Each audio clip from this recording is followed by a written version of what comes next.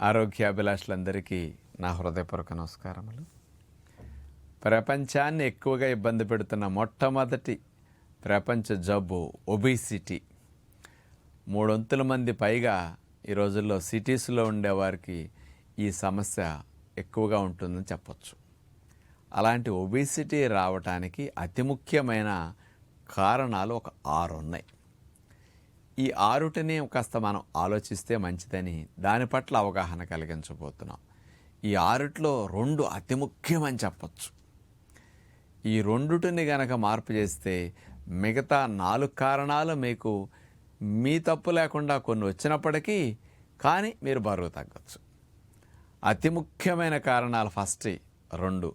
మొట్టమొదటిది అవసరానికి మించి ఆహారము తినటము, రెండవది శారీరక వ్యాయామం చేయకపోవటం. ఈ 2 నెంబర్ 1 నెంబర్ 2 అతి ముఖ్యమైన కారణాలు. ఇక నెంబర్ 3 తీసుకుంటే హెరిడిటరీ, ఇక నెంబర్ 4 తీసుకుంటే థైరాయిడ్ కాంప్లికేషన్ వల్ల ఒబిసిటీ రావటం, నెంబర్ 5 తీసుకుంటే పిల్లలు పుట్టినప్పుడు మొదట 6 నెలల్లో 1 ఇయర్ తల్లిపాలు సరిగా త్రాగనందువల్ల ఫ్యాట్ సెల్స్ పెద్దగా తయారై ఒబిసిటీ రావటం. ఇక 6వది కొన్ని రకాల స్టెరాయిడ్స్ మందులు, స్లీపింగ్ ట్యాబ్లెట్స్ ఇట్లాంటి మానసిక సంబంధమైన మందులు వాడటం వల్ల వెయిట్ పెరిగిపోవటం. మరి ఇప్పుడు విన్నాం కదా 6 కారణాలు అతి ముఖ్యమైనవి. మరి ముఖ్యంగా ఆలోచిస్తే హెరిడిటరీ, మా అమ్మ నాన్న లావు అందుకని నేను చిన్నప్పటి నుంచి లావు అంటే జీవితంలో తగ్గే ఛాన్స్ లేదా? మరి దీన్ని మార్చలేం కదా. కానీ అలా హెరిడిటరీగా మీకు ఉపకాయం వచ్చినా మీరు తగ్గొచ్చు. అయినా మీరు నిరుత్సాహపడాల్సిన పని లేదు. 50 కేజీలు 70 కేజీలైనా మీరు తగ్గొచ్చు. ఇక రెండవది మరి తల్లిపాలు నేను తాగలేదు కదా. చాలామందికి ఇప్పుడు తెలుస్తుంది మీ అమ్మ ఎంతకాలం పాలు ఇచ్చారో కూడా చెప్తుంటారు కదా, ఎంతకాలం తాగేవరా అని. మరి ఫ్యాట్ సెల్స్ పెద్ద సైజులో వస్తాయి, ఎక్కువ సంఖ్య తయారవుతాయి తల్లిపాలు తాగని వారందరికీ. బయట పాలు, బయట ఆహారాలు మొదట 2 ఏళ్ళు 2.5 ఏళ్ళు కనుక ఎక్కువ పెట్టేస్తే వాళ్ళకి పెద్ద సైజు కొవ్వు కణాలు, ఎక్కువ సంఖ్యలో ఫ్యాట్ సెల్స్ తయారైపోతాయి. మరి ఇప్పుడు అలా ఉండొచ్చు మీకు, అయినా ఇక నాకు తగ్గదేమో అని మీరు నిరుత్సాహపడక్కర్లా. ఇలా ఉన్నా మీరు తగ్గొచ్చు, హెరిడిటరీ ఉన్నా మీరు తగ్గొచ్చు. ఇక మూడవది కొంతమందికి థైరాయిడ్ సమస్య ఉంటుంది.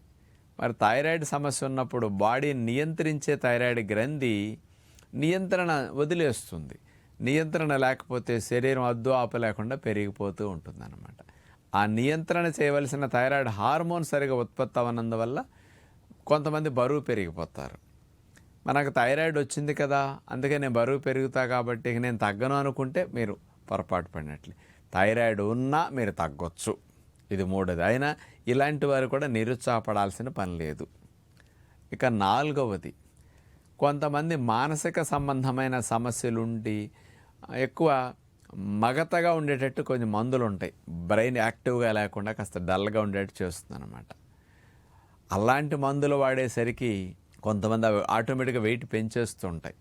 కొంతమందికి మానసిక ఒత్తిడి వల్ల లేకపోతే నిద్ర పట్టనందువల్ల స్లీపింగ్ ట్యాబ్లెట్స్ రెగ్యులర్గా వాడుతుంటారు.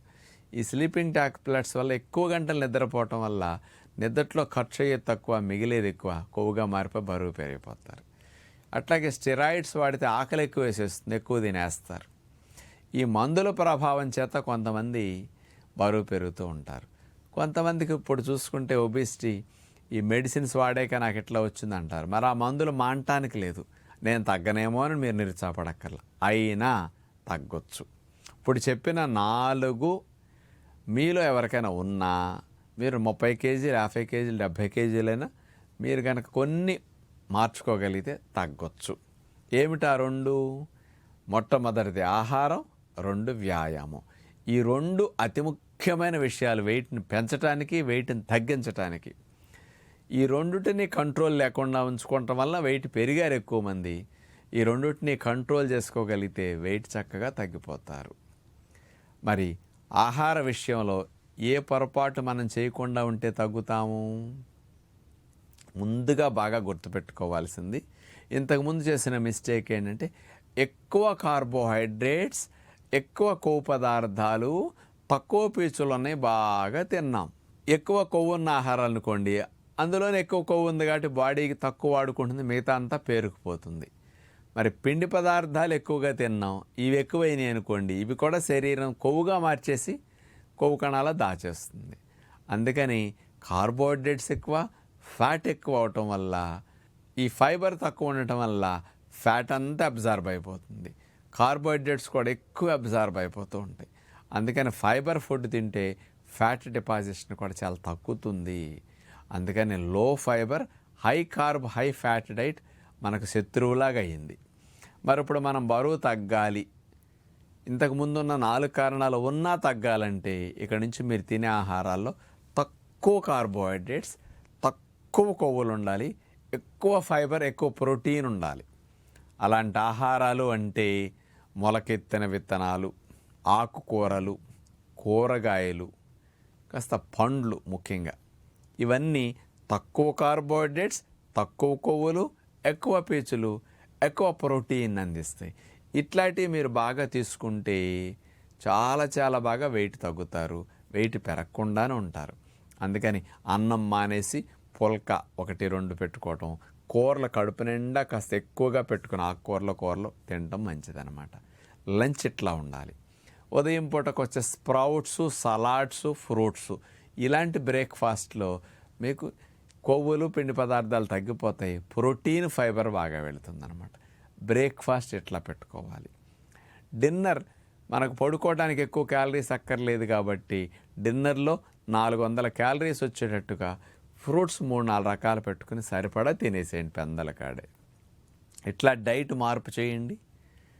ఆహారాలు కొవ్వుగా మారకుండా ఉంటాయి. ఒకవేళ బరువు ఉన్న వారికి కొవ్వు కరగటానికి ఉపయోగపడతాయి. కానీ 2 రకాలుగాను, పెరిగిన వారు తగ్గటానికి, ఐడియల్ వెయిట్ ఉన్న వారు పెరగకుండా ఉండటానికి కూడా చాలా మంచిగా ఇది ఉపయోగపడుతుంది డైట్ విషయంలో. ఇక చివరిగా వ్యాయామం విషయానికి వస్తే, మనం రోజుకి ఒక 500 క్యాలరీలన్నా సరే వ్యాయామం ద్వారా ఖర్చు పెట్టాలని లక్ష్యం పెట్టుకోవాలి బరువు తగ్గాలంటే. ఇప్పుడు నిలవన్న కొవ్వు కరగాలనుకోండి, ఉదయం పూట 1 గంట సేపు ఆసనాలు, ఎక్సర్సైజులు, సూర్య నమస్కారాలు, వాకింగ్ కానీ ఇట్లాంటి ఏదైనా చేయండి. కనీసం 1 గంట కష్టపడితే 300 ఖర్చు అవుతాయి మీకు. సాయంకాలం పూట డిన్నర్ తిన్నాక ఎప్పుడన్నా, లేకపోతే నైట్ కానీ 1 గంట వాకింగ్ చేయండి.